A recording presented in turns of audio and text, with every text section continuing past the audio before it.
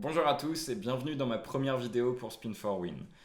L'objet de cette vidéo va être les stacks asymétriques. C'est en Spin and Go ou en Expresso. C'est une situation qui se produit assez souvent dans laquelle un des trois joueurs a un stack qui est un peu différent de celui des deux autres. Ça va être le cas par exemple lorsque le bouton a 5 blindes, la small blind en a 20 et la big blind en a 20 aussi. Et c'est une situation dont je me suis aperçu au travers de mon grind, au travers de mes coachings, qu'elle était très mal maîtrisée, que beaucoup d'erreurs étaient faites, que tous les ajustements n'étaient pas mis en place par les joueurs réguliers, et que du coup les exploits potentiels étaient vraiment importants, et par extension le gain de V possible de tirer de ces situations aussi extrêmement important. J'espère que cette vidéo vous plaira. Vous pouvez me retrouver sur le Discord si vous avez des questions à propos du format ou à propos de ma vidéo. A très bientôt. Salut. On y va du coup pour cette petite présentation sur les stacks asymétriques. Donc pour clarifier un petit peu, les stacks asymétriques, ça concerne toutes les situations où on est trois joueurs à la table en expresso. Voilà. En heads up, ça ne va pas fonctionner. Et où l'un des trois joueurs a un stack qui est différent de celui des deux autres. Donc ça va être une situation par exemple où le bouton va avoir 5 blindes et la small blind et la big blind vont en avoir 15. Et on va voir que stratégiquement ça change pas mal de choses. Alors il y a des situations où les ajustements vont être mineurs. Et puis il y en a d'autres où au contraire les ajustements vont être vraiment, vraiment importants pour jouer ces situations correctement.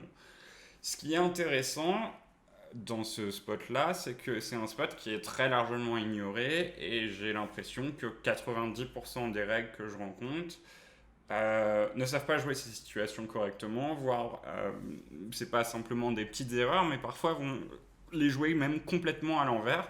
Donc, quand vous identifiez une situation comme celle-ci où les règles jouent complètement à l'envers, bah, ça vaut le coup d'y passer du temps et de vous dire moi je vais la jouer parfaitement et en plus de ça je vais exploiter parfaitement les erreurs de ceux qui jouent la situation complètement à l'envers. Pour illustrer un petit peu ce qui va se passer dans ces situations de stack asymétrique, j'ai choisi de travailler sur 6 situations qui, à mon sens, illustrent bien, sur 5 situations, pardon, qui, à mon sens, illustrent bien les ajustements qu'on va devoir mettre en place, les raisons qui nous poussent à mettre ces ajustements, et aussi les situations dans lesquelles on va vouloir dévier un tout petit peu et les situations au contraire dans lesquelles on va vouloir dévier hyper violemment. Vous allez voir que c'est assez intéressant parfois à quel point on veut s'éloigner de la stratégie classique en stack symétrique. Alors la première situation, on va comparer quand le bouton a 10 blindes et que les deux adversaires ont 30 blindes, donc la small blind et la big blind ont 30 blindes, avec l'autre situation où tout le monde a 10 blindes. C'est quelque chose qui va beaucoup plus concerner les joueurs d'Expresso classique plutôt que d'Expresso Nitro, puisqu'on ne va jamais se retrouver en situation 10-30-30 en Nitro. Mais j'ai essayé de mixer un petit peu, d'avoir à la fois des situations qui intéressent les joueurs de Nitro et puis à la fois des situations qui intéressent plus les joueurs de classique. Donc on se retrouve tout de suite sur les simulations pour avoir une idée de à quoi ça va ressembler avec ces stacks asymétriques. Alors, on part sur la situation 10-30-30 contre 10-10-10. Donc, à gauche, vous avez la situation où le bouton a 10 blindes et ses deux adversaires en ont 30. Et à droite, c'est la situation inverse, enfin, pas inverse, mais la situation où tout le monde a 10 blindes. Et ce qu'on peut voir, c'est que le bouton va se permettre d'être un petit peu plus loose quand ses adversaires sont deep. On voit qu'il faut que 64,4% du temps contre 66% du temps quand tout le monde a 10 blindes. Et ça, ça illustre parfaitement le genre d'ajustement qu'on va vouloir mettre en place lorsque les stacks sont asymétriques. C'est-à-dire que dans la majorité des cas, on va vouloir faire des ajustements qui vont être subtils, légers, fins, et pas changer nos ranges du tout au tout parce que nos adversaires, parce qu'on est dans une situation de stack asymétrique.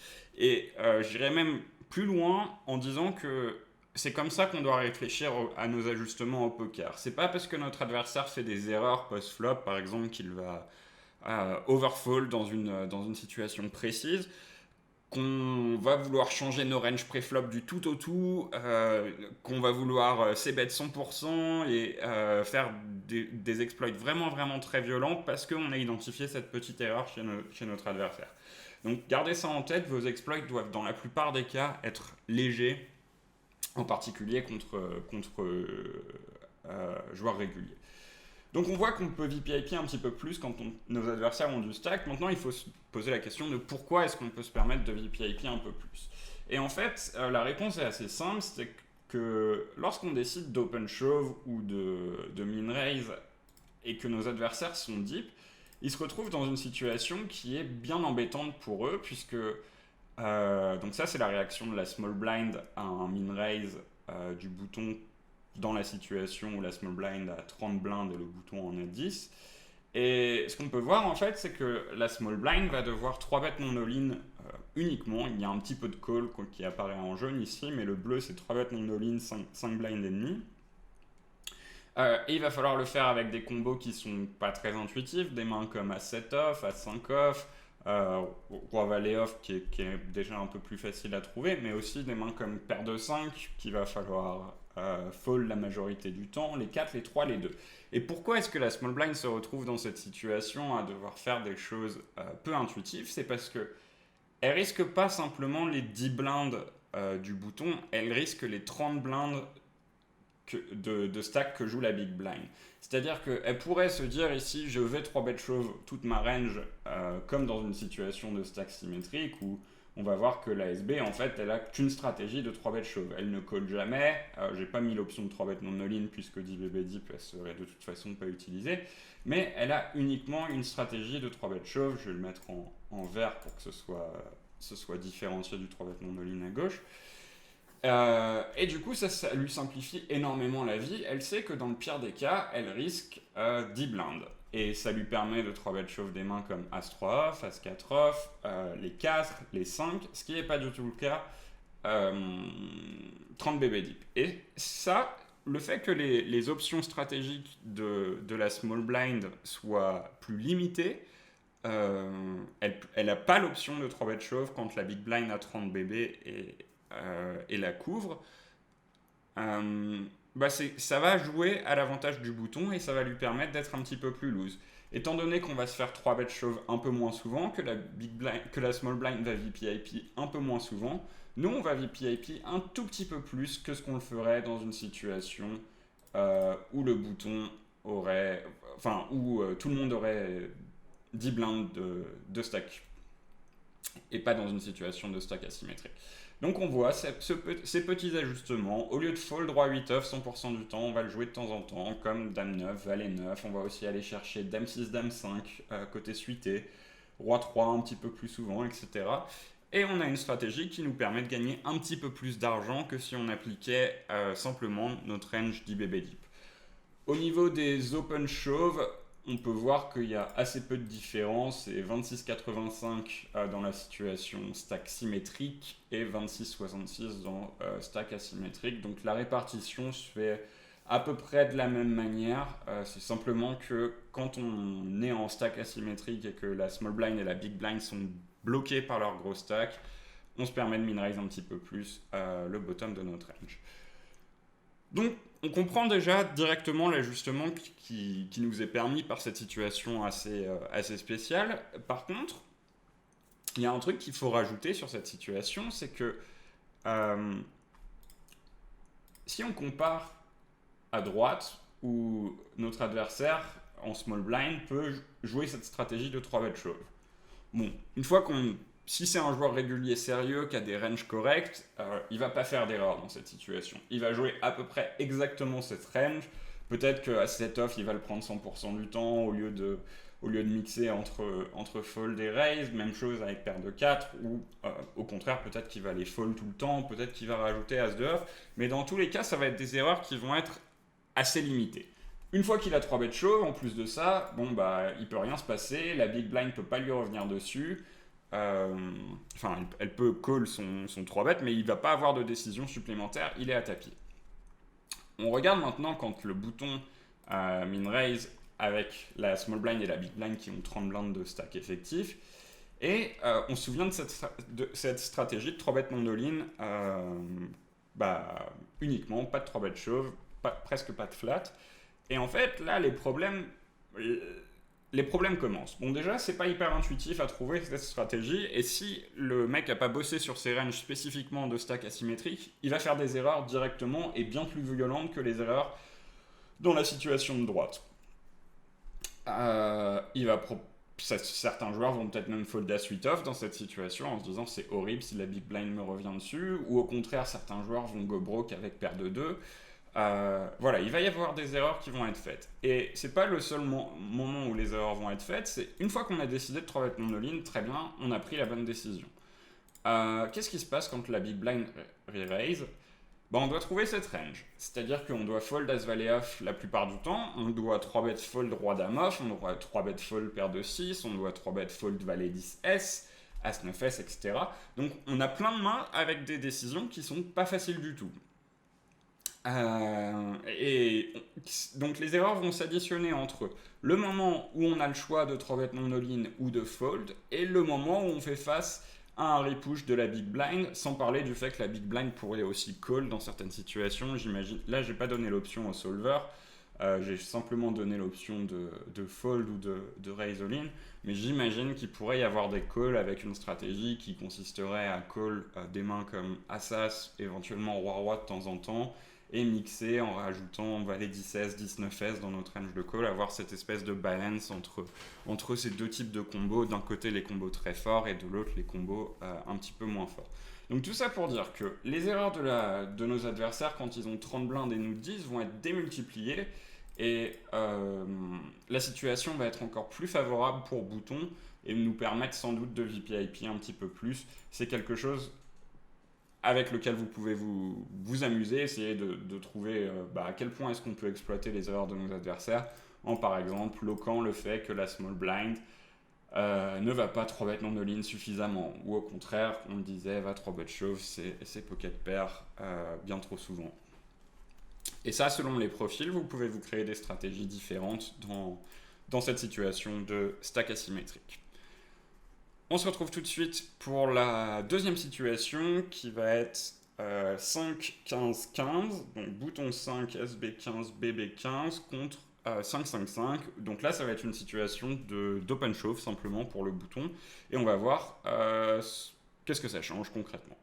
Donc on se retrouve sur cette situation et on va commencer par le cas où tout le monde a 5 blindes et c'est une situation d'open shove classique pour le bouton où on va open shove 41,5% de notre range. Maintenant, autre situation où là cette fois nos adversaires ont tous les deux 15 blindes, donc la small blind et la big blind ont 15 blindes, et on voit qu'on passe de 41,5% d'open shove à 42,2%. Petite différence, pas énorme, mais simplement, on gagne de levée à shove des mains qui ne l'étaient pas auparavant, des mains comme Roi 5 off par exemple, qui est un Roi 5 off qui était déjà chauve mais qui devient un peu plus performant. Donc ça va être au niveau des mains suitées 8, 6, S, 6, 5, S qui deviennent des chauves profitables.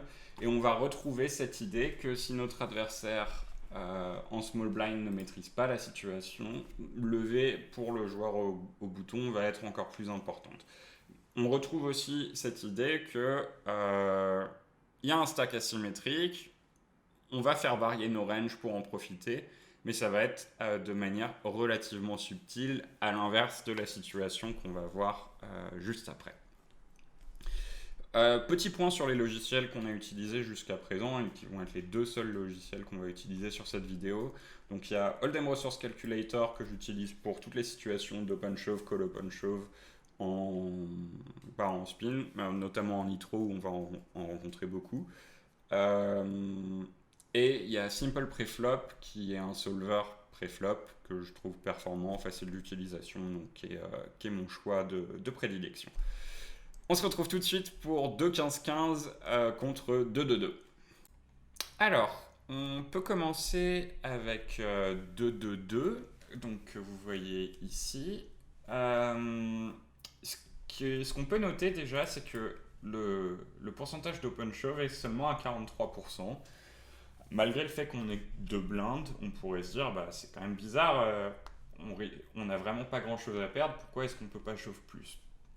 La première explication, c'est qu'on est au bouton, donc ça veut dire qu'on n'a rien investi, on n'a pas mis de small blind, pas mis de big blind, et du coup, on n'a pas de markup qui va rendre certaines mains profitables. Si par exemple, on avait mis une small blind dans le coup, donc 0,5 BB, on pourrait jouer toutes les mains qui vont perdre moins de 0,5 BB à être open shove. Ici, il faut simplement que nos mains soient profitables, donc qu'elles aient une EV supérieure à 0 pour être chauve. Donc ça, c'est la première raison. La deuxième raison, c'est que le fait qu'on ait deux blindes, ça crée une situation, et que tout le monde ait deux blindes, ça crée une situation où en fait on a zéro fold equity. Donc vous pouvez voir que la SB va nous call de 70% du temps, mais par contre la big blind, ce sera 100% du temps. Donc ça, en fait, ça nous pousse à être relativement tight, puisque une main comme Roi 3 off, Roi 2 off, qui bénéficierait du fait que nos adversaires fold de temps en temps, bah, ne va plus du tout en bénéficier. Donc ça, c'est pour 2-2-2, et donc c'est important de se rendre compte que dans cette situation, on doit être assez tight, mais c'est quelque chose qui nous est indiqué si vous utilisez un tableau de Nash en 3-way, donc finalement, la plupart des règles vont jouer correctement dans ce spot. Là où c'est un peu plus compliqué, c'est que on peut arriver dans cette situation où on a deux blindes au bouton et nos deux adversaires ont 15 blindes. Et on voit qu'on passe de 43% de chauve dans la simulation précédente à 55 ici. Pour quelle raison? Bah, tout simplement parce que là, sur HRC, notre adversaire en small blind, il a, pour call nos deux bébés, il risque pas seulement ces deux blindes de stack comme dans la situation précédente, mais il risque 15 bébés, puisque la big blind, une fois que la SB a 3 bêtes chauves, peut le call pour 15 bébés. Et du coup, au lieu que la SB puisse go broke 70% du temps contre nous, elle peut plus y aller que 33% du temps. La big blind, pour elle, ça change rien, elle est toujours all-in face à notre open shove de 2 bébés. Mais c'est vraiment la SB qui se retrouve hyper handicapée par la situation et par les stacks asymétriques qui nous permet d'open shove beaucoup beaucoup plus loose. Sauf que, on est dans cette situation et il y a quand même quelques limitations à utiliser HRC. C'est-à-dire que notre adversaire a soit l'opportunité d'open shove en small, enfin de 3 bet shove en small blind ou de fold. Il n'a pas l'opportunité de flat ou de 3 bet non all-in. Et c'est là que utiliser en parallèle de HRC un programme comme Simple Preflop va être intéressant, puisque voilà la simulation quand on la rentre sur Simple Preflop.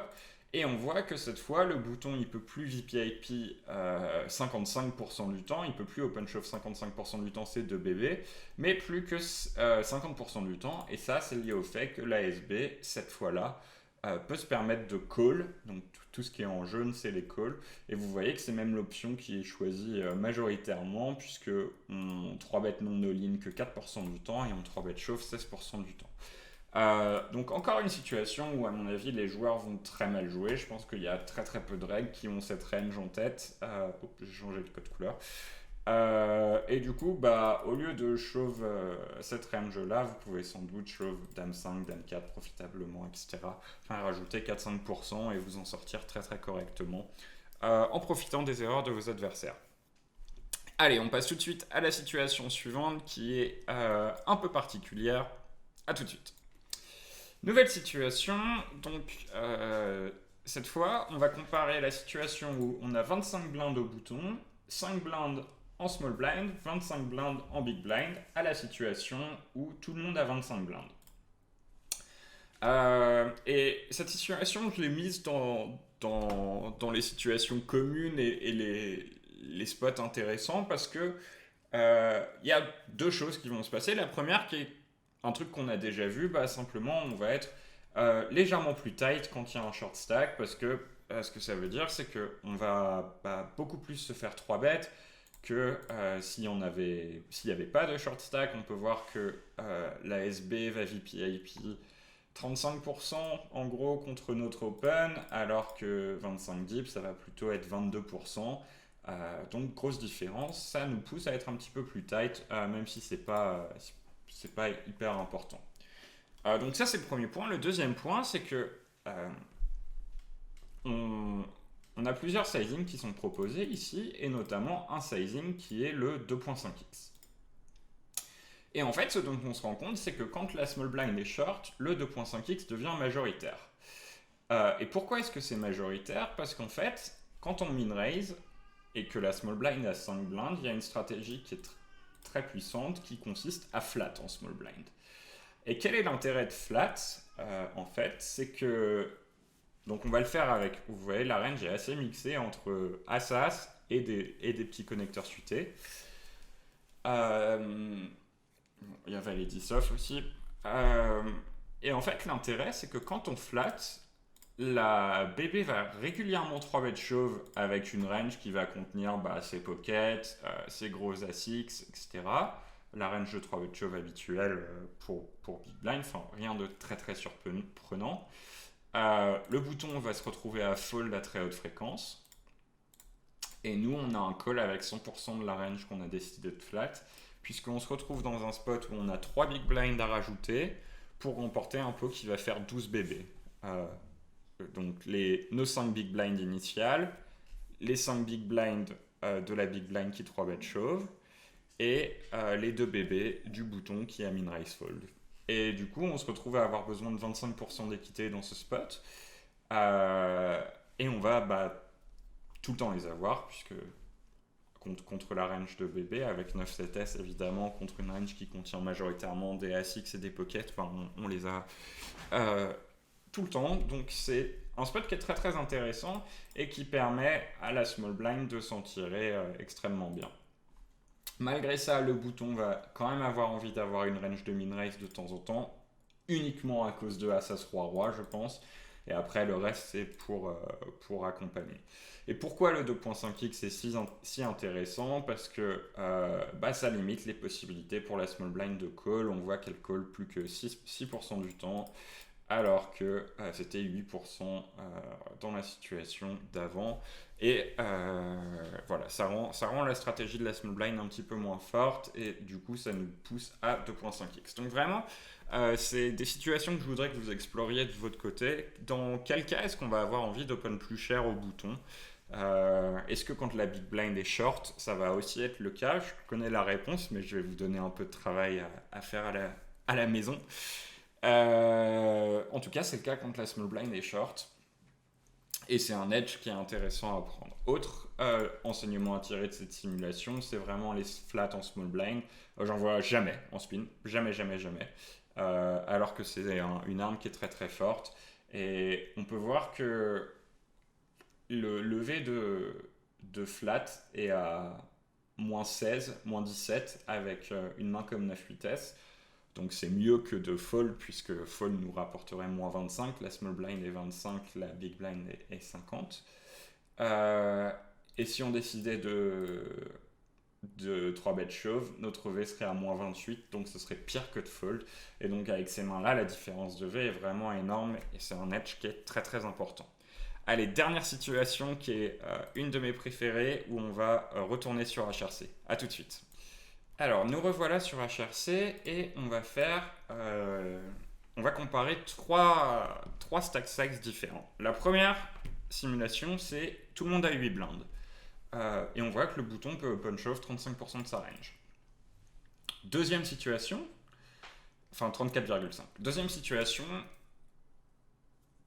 bouton et small blind ont 8 blindes et big blind n'en a que 6. Et là, on voit qu'on peut open shove 36% de notre range, donc 2% en plus que dans la situation d'avant, où tout le monde avait 8 blindes. Pourquoi? C'est assez simple à comprendre. Quand on open shove, on risque au bouton, on risque 8 blindes contre la small blind, mais plus que 6 contre la big blind, ce qui veut dire qu'on a besoin d'un peu moins d'équité pour go broke contre la big blind, et du coup que le cutoff de main qu'on va pouvoir open shove va être un petit peu plus bas.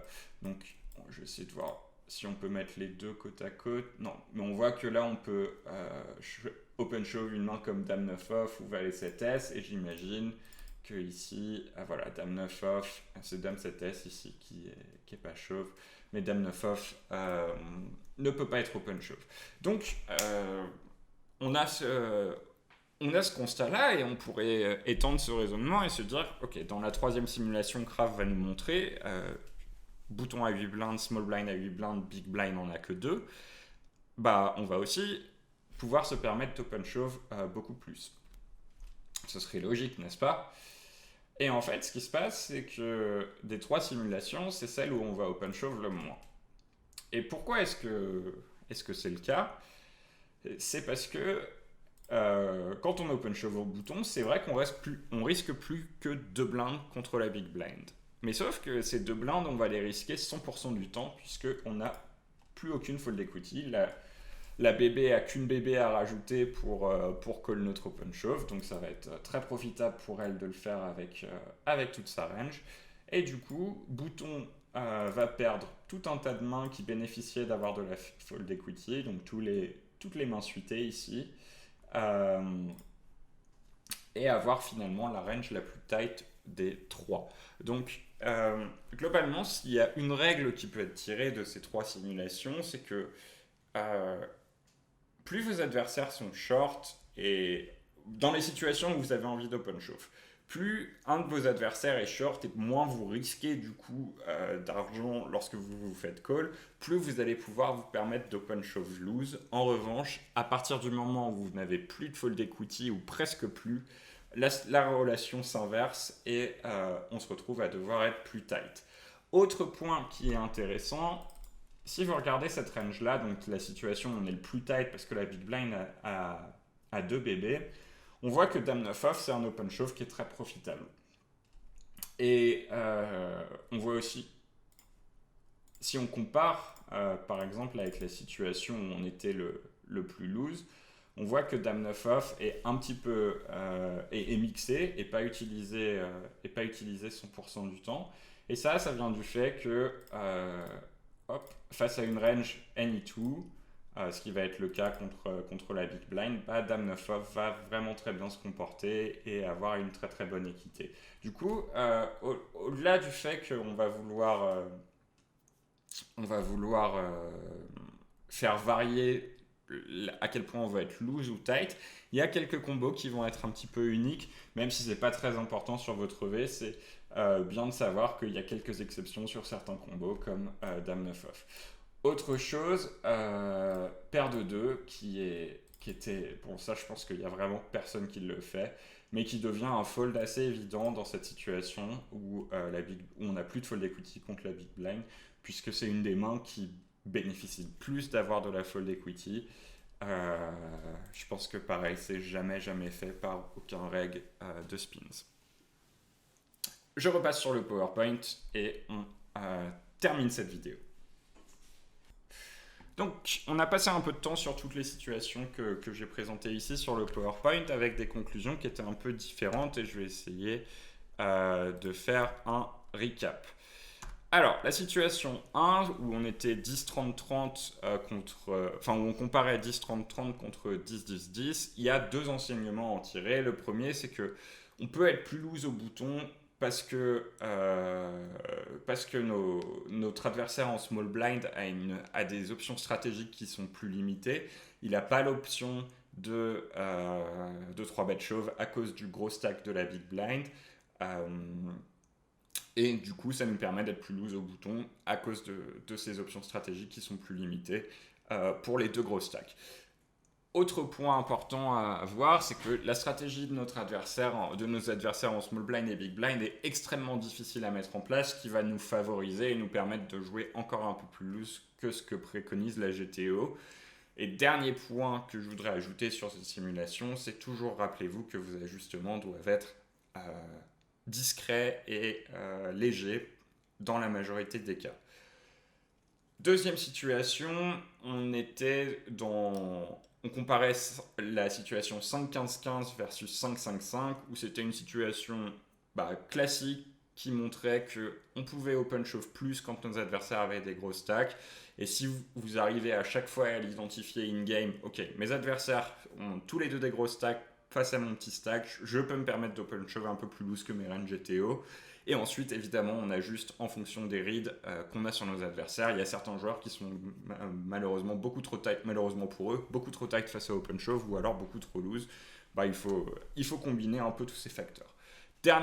Troisième situation, mais dernière qui est notée ici, c'était 2-15-15 versus 2-2-2 et celle-ci on se rendait bien compte que c'était incroyable à quel point on pouvait être loose sur 2-15-15 puisqu'on avait une énorme fold equity sur la small blind qui était obligé de 3-bet shove et de risquer ses 15 bébés contre la bébé à chaque fois que le bouton pushait ses 2 blindes et c'était vraiment un exemple qui montrait que plus les possibilités stratégiques de la SB sont limitées, enfin nos adversaires sont limités, plus on peut faire des trucs complètement ridicules. Et là, on pouvait open shove 55% du temps nos 2 bébés, alors que si tout le monde avait 2 blindes, je crois que c'était 43%. Donc c'était vraiment une illustration parfaite de ce concept-là. On avait vu aussi qu'en complexifiant un petit peu la situation, en permettant à la small blind de flat, comme c'était le cas sur Simple Preflop, on n'était plus à 55% de shove au bouton, mais seulement à 50%. Situation 4 qui était 25-5-25 comparé à 25-25-25. L'idée ici c'était de montrer encore un short stack qui va nous mettre de la pression. On va devoir être un petit peu plus tight parce que il va pouvoir 3-bet beaucoup plus que ce qu'il le ferait s'il était 25 deep. On se souvient que c'était 35% de 3-bet contre à peu près 22% 25 deep. Et du coup, on était obligé d'être un peu plus tight au bouton. Et le deuxième gros enseignement, c'était que c'était une situation qui justifiait d'utiliser un autre sizing, un sizing de 2.5x qui est jamais utilisé en spin ou alors très peu. Peut-être les meilleures règles le font un petit peu, mais c'est vraiment, vraiment extrêmement rare. Je pense qu'en 50 et moins, ça arrive absolument jamais.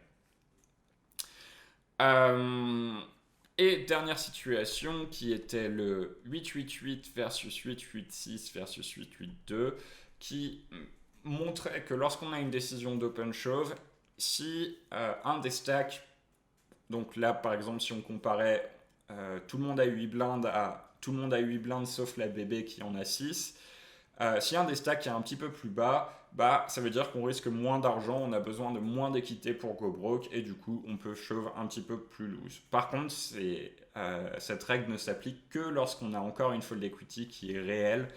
À partir du moment où notre fold equity est inexistante ou presque, là il faut être extrêmement tight et même folder des mains complètement folles comme paire de 2, ce qui est aussi assez rare à faire. Mais dernier mot pour conclure cette première vidéo chez Spin4Win, j'espère qu'elle vous aura plu, c'est que dans la majorité des cas, et là je parle pas seulement de range en stack asymétrique, quand vous décidez de mettre en place des ajustements, il faut qu'ils soient discrets. On l'a vu, c'est aussi ce que recommandent les solvers, c'est-à-dire que on modifie quelques paramètres et la stratégie va pas varier du tout au tout. On va ajuster un combo par-ci, un combo par-là, et ça va être très léger. Donc ça a non seulement du sens d'un point de vue GTO, c'est ce qui va être le plus EV+, mais aussi ça a du sens d'un point de vue exploit. Admettons que vous ayez remarqué que votre adversaire ne call seulement 20% face à open shove au lieu de dans une situation où il devrait call 60%. C'est un règle qui est bon dans tous les spots, mais il y a juste ce spot, on ne sait pas pourquoi. Il fait n'importe quoi, il call beaucoup trop peu face à open shove 5 bébés deep. Personne ne comprend, mais c'est comme ça. Et du coup, au lieu d'avoir, je sais pas, 5 bébés deep, le bottom de notre range, ça va peut-être être valet 4 off d'open shove. Au lieu d'avoir valet 4 off, on va mettre valet 3, valet 2.